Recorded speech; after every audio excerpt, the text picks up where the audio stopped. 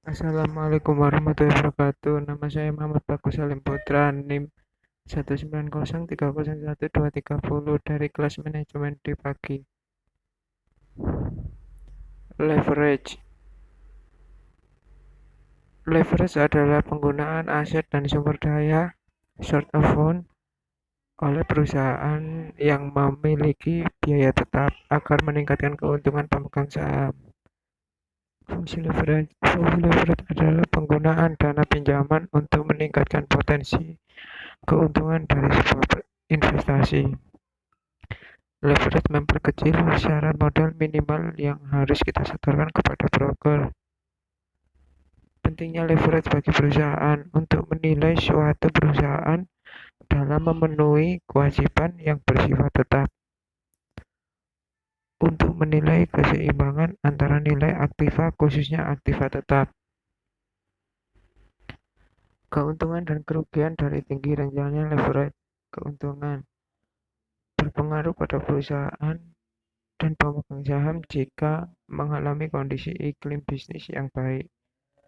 Kerugian berpengaruh pada perusahaan dan pemegang saham jika mengalami kondisi iklim yang sangat buruk.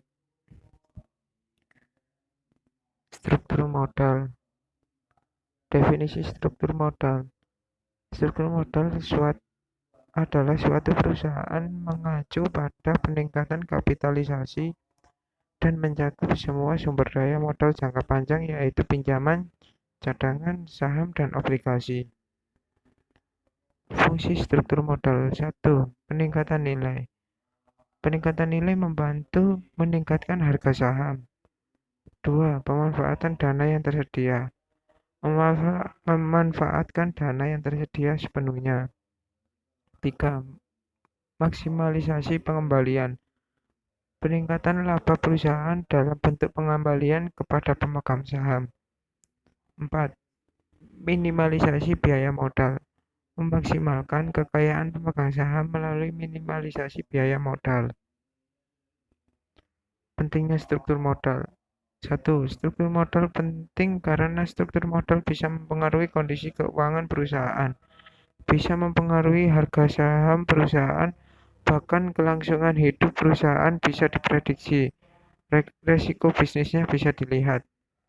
2. Struktur modal digunakan oleh perusahaan untuk membiayai acara operasional, pengembangan, perjuangan, atau investasi perusahaan yang lain.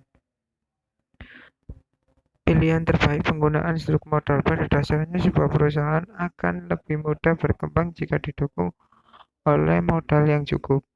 Sumber modal bisa berasal dari modal sendiri, hutang jangka panjang, atau hutang jangka pendek. Untuk menggambarkan pembiayaan permanen pada perusahaan ini ada istilah yang disebut struktur modal.